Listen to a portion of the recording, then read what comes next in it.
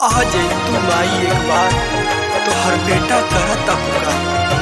आके गले से लगा ले तू, अचरा में आपन छुपा ले तू। आके गले से लगा ले तू, अचरा में आपन छुपा ले तू। तारा बन के रहत दारू, केकरा के बेटा कहत दारू। इतना मजबूर काहे भई, बोला ना हमारा से दूर काहे भई। केहू नहीं के सहारा, कैसे होई गुजारा। केहू नहीं के सहारा, कैसे होई गुजारा। तू बतावा कहाँ जाई, जग के माई हमरा माई से मिला दमाई।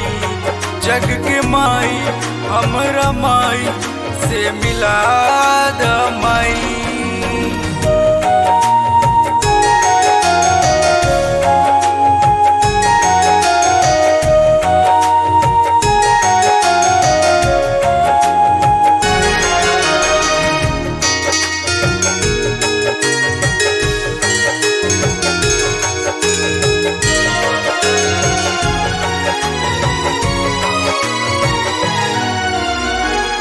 मम्मी पापा छोड़ के गईले अकेला। चाची खियावे सुखल रोटी दोनों बेला।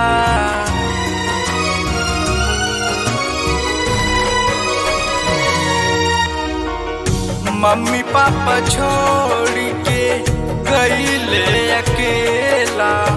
चाची खियावे सुखल रोटी दोनों बेला। उनके लइका दिन रात खाला दूध और भात। उनके लइका दिन रात खाला दूध और भात। चाची बनली कसाई, जग के माई हमरा माई से मिला दमाई।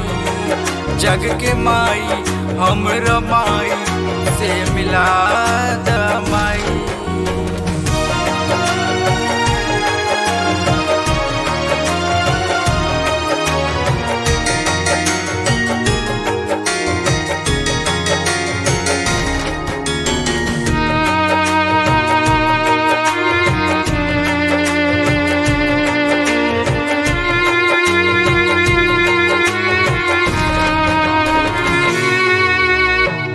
चाचा हमार हमके बहुत ही माने ले।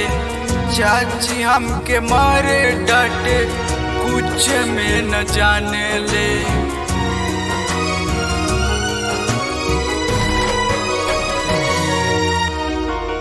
चाचा हमार हमके बहुत ही माने ले। चाची हमके मारे डांटे कुछ में न जाने ले। हम दूर गैस धड़कन कैनी सब कुछ अर्पण।